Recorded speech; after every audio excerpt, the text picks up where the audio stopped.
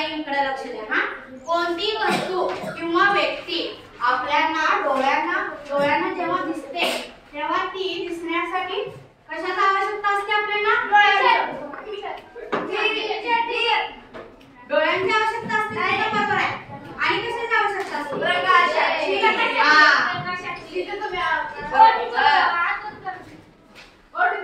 आता मग तुम्ही उत्तर सांगू नका हा, मी हात वरती करायला हा, ठीक आहे? हा ठीक आहे, हात वरती जे करेल ना त्याला उत्तर हा हा। आता पुस्तकातलं मला एक पॅरेग्राफ आहे की एवढं कडवं आहे बघा ते वरती, ते वाचून दाखवणार कोण?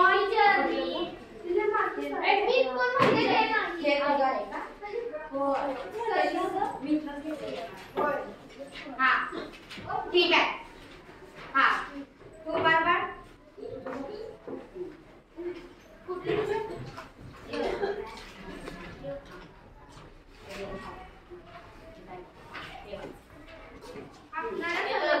सगळ्यांचं लक्ष पाहिजे हा, मी विचारणारा प्रश्न त्याच्यावर हा। आपल्या संवेदनांच्या सहाय्याने वेगवेगळ्या जाणीव होतात। दृष्टीची संवेदना ही सर्वात महत्त्वाची संवेदना आहे। या संवेदनेमुळे आपण आपल्या सभोवतालचे डोंगर, नदी, झाडे, व्यक्ती आणि इतर वस्तू पाहू शकतो। सृष्टीचे सुंदर रूप जसे ढग, इंद्रधनुष्य, उडणारे पक्षी, चंद्र, तारे हेही आपण दृष्ट्याच्या संवेदनामुळे पाहू शकतो।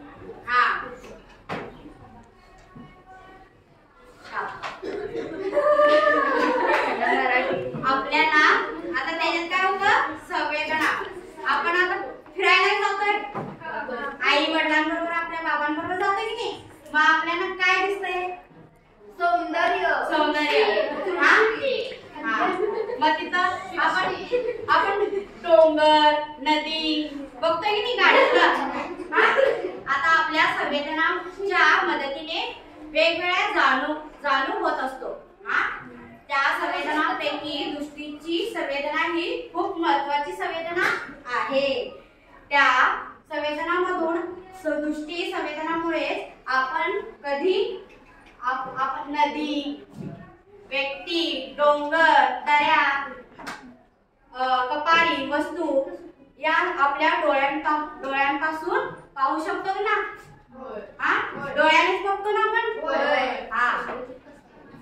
तर मी आता एक प्रश्न विचारणार हा, मला सांगायचं काय?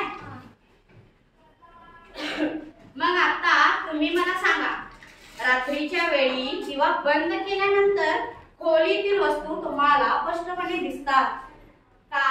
आणि तो दिवा पुन्हा लावल्यानंतर पुन्हा काय जाणवते? आता अनेकदा सांगतो।